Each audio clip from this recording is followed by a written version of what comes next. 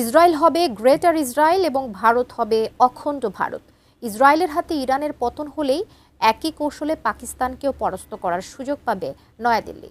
আর এরপরেই কোনো যুদ্ধ ছাড়াই আফগানিস্তান, বাংলাদেশ, নেপাল এবং শ্রীলঙ্কা অখণ্ড ভারতের অংশ হয়ে যাবে।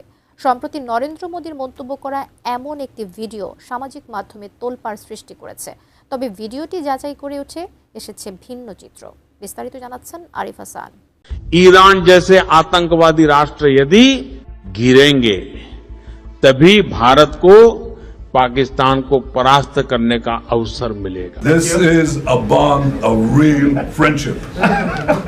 Great friend, my great friend. Thank you. Bharat ও ইসরায়েলের সম্পর্ক বর্তমানে অত্যন্ত ঘনিষ্ঠ, কিন্তু এই সম্পর্ক সবসময় এত ঘনিষ্ঠ ছিল না।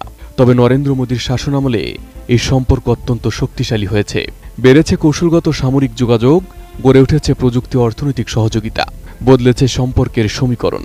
একসময় যে নয়াদিল্লি ফিলিস্তিনের পাশে দাঁড়িয়েছিল, গাজা আগ্রাসনে মোদির আমলে সেই ভারত এখন ইসরায়েলকে সমর্থন দিচ্ছে।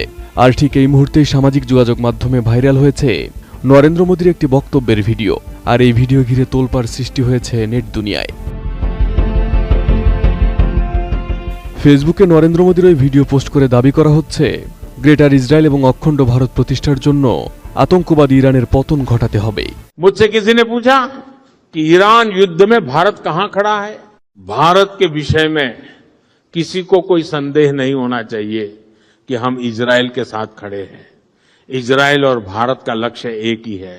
इजराइल को ग्रेटर इजराइल बनना है और भारत को अखंड भारत बनना है। নতুন বাংলাদেশ গড়তে এলো জুলফিকার স্টিল। জুলফিকার স্টিল, ইস্পাত দৃঢ় অঙ্গীকার।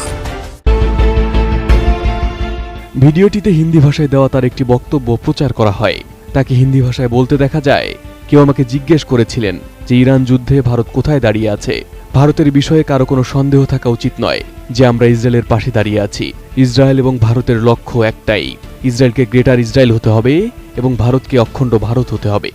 ये अफगानिस्तान, बांग्लादेश, नेपाल और श्रीलंका तो बिना युद्ध के ही अखंड भारत बनेंगे।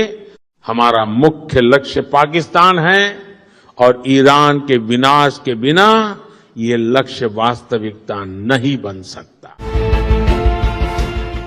ওই ভিডিওতে নরেন্দ্র মোদীকে বলতে শোনা যায়, ইরানের মতো সন্ত্রাসী রাষ্ট্রগুলোর পতন হলেই কেবল ভারত পাকিস্তানকে পরাস্ত করার সুযোগ পাবে।